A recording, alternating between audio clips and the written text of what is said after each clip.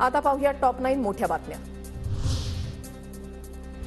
शिंदे गटाच्या पहिल्या यादीमधील काही उमेदवार आज शिंदेंना भेटण्याची शक्यता। काल शिंदे गटाकडून 8 उमेदवार जाहीर।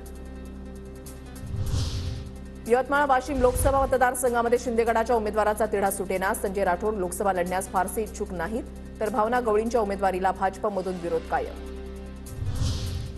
भाजपने थोडी तरी मैत्री जपावी, हक्काच्या जागा मागितल्यानं शिवसैनिकांमध्ये चीड निर्माण होते। अर्जुन खोतकर यांची भाजपवर टीका। विश्वास ठेवून आपल्याकडे या ठिकाणी आले, तर कमीत कमी तेवढी तर मैत्री जपली पाहिजे। आपण तेवढे मैत्रीचे संबंध जपले पाहिजेत। मला असं वाटतं की त्या जागा सोडून तुम्ही वाद घालणं गरजेचं होतं। तर साहजिक शिवसैनिकांच्या मनामध्ये चीड निर्माण या ठिकाणी होऊ लागलेली आहे। वसंत मोरे आज प्रकाश आंबेडकरांची भेट घेणार। वसंत मोरे पुणे लोकसभा लढवण्यासाठी इच्छुक। वसंत मोरेंनी वंचितच्या पाठिंब्याची केली होती मागणी। वंचितनं ऑफर दिली तर नक्कीच विचार करेन। पुणे शहराचा विकास हाच उद्देश। वंचितमधील पक्षप्रवेशाच्या प्रश्नाबाबत वसंत मोरेंची प्रतिक्रिया।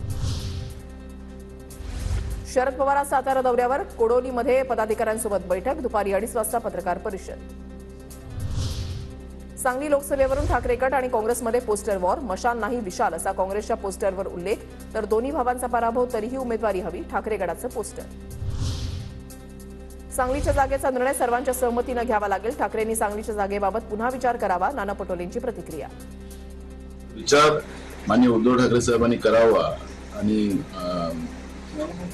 भिवंडीच्या जागेमध्ये सुद्धा शरद पवार साहेबांनी ती जागा काँग्रेसला द्यावी अशा पद्धतीची भूमिका आमची आहे। ठाकरे गटाच्या अमोल कीर्तीकरांना ईडीचं दुसरं समन्स। 8 एप्रिलला चौकशीला हजर राहण्याचे आदेश। अमोल कीर्तीकरांवर कथित खिचडी घोटाळ्याचे आरोप।